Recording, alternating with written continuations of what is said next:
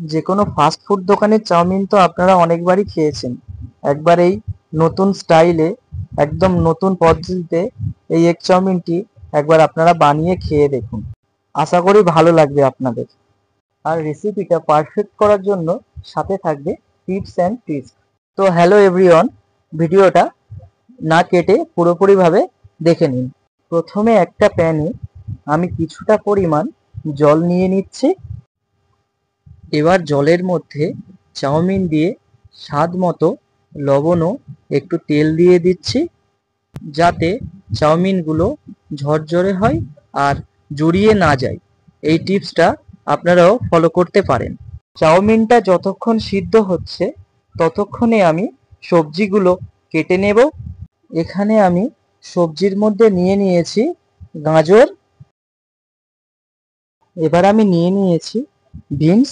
বিনসগুলোকে আমি ছোট ছোট করে কেটে নিচ্ছি, যাতে তাড়াতাড়িভাবে ভাজতে পারি। এবার আমি চাউমিনে দেওয়ার জন্য কেটে নেব একটা পেঁয়াজ। পেঁয়াজটা আপনারা অবশ্যই দেবেন, তাহলে চাউমিনটা খুব ভালো টেস্ট হয়। এখানে আমি পেঁয়াজটা পাতলা পাতলা করে কেটে নিচ্ছি। এবার চাউমিনটাকে আরো টেস্টি করার জন্য আপনারা নিয়ে নেবেন একটা ক্যাপসিকাম। আমি কিন্তু ক্যাপসিকামটাকে পুরোপুরিভাবে দিচ্ছি না, আমি কেটে হাফ দিচ্ছি। এদিকে চাউমিনগুলো সেদ্ধ করা হয়ে গেছে।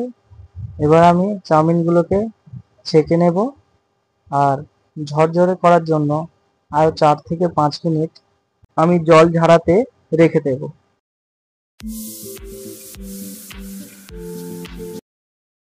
এবার একটা প্যানে কিছুটা পরিমাণ তেল দিয়ে আরো কিছুক্ষণ ধরে আমি তেলটা গরম হওয়ার জন্য অপেক্ষা করব।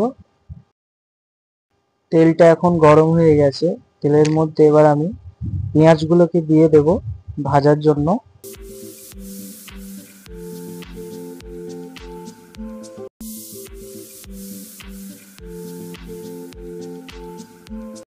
পেঁয়াজ এখন প্রায় লাল লাল হয়ে এসছে।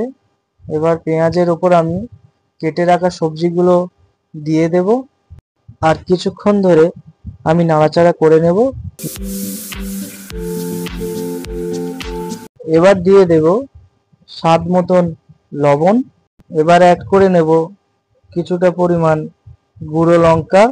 অ্যাড করে নিচ্ছি কিছুটা পরিমাণ হলুদের গুঁড়ো।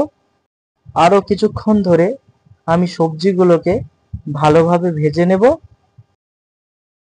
আরও কিছুক্ষণ ধরে ভাজার পরে আমি এটার মধ্যে অ্যাড করে নেব কিছুটা পরিমাণ আদা রসুন বাটা। আরও কিছুক্ষণ ভাজার পরে এখানে আমি দিয়ে দেব একটা ডিম। এবার ডিমটাকে সবজির মধ্যে দিয়ে মিক্স করে ভালোভাবে লাল লাল করে ভেজে নেব।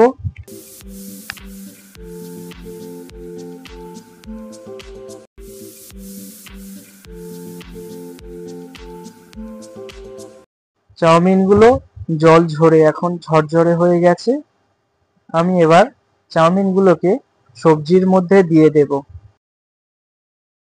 এবার আমি চাউমিনের মধ্যে অ্যাড করছি কিছুটা পরিমাণ সয়া সস। এখানে আমি কিন্তু সয়া সস অল্প পরিমাণে দিলাম। যদি সয়া সস বেশি দিয়ে দিই তাহলে কিন্তু চাউমিনটা খেতে বাজে লাগবে। এবার আমি চাউমিনগুলোকে আরো কিছুক্ষণ ধরে ভালোভাবে ভেজে নেব। এবার দিয়ে দেব চাউমিন মশলা। এটা কিন্তু আপনারা অবশ্যই দেবেন, তাহলে চাউমিনটা ভালো স্বাদ হবে। আপনারা চাইলে চাউমিনে ম্যাগি মশলাও ইউজ করতে পারেন। ম্যাগি মশলাও খেতে খুব দারুণ লাগে।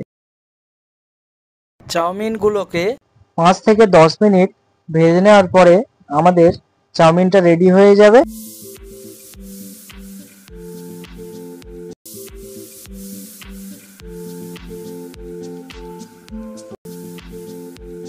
চাউমিনটা এখন ফাইনালি রেডি হয়ে গেছে। এই হলো আমাদের বাড়ির তৈরি সহজ পদ্ধতিতে এগ চাউমিন। ভিডিওটা কেমন লাগলো অবশ্যই কমেন্ট বক্সে জানাবেন।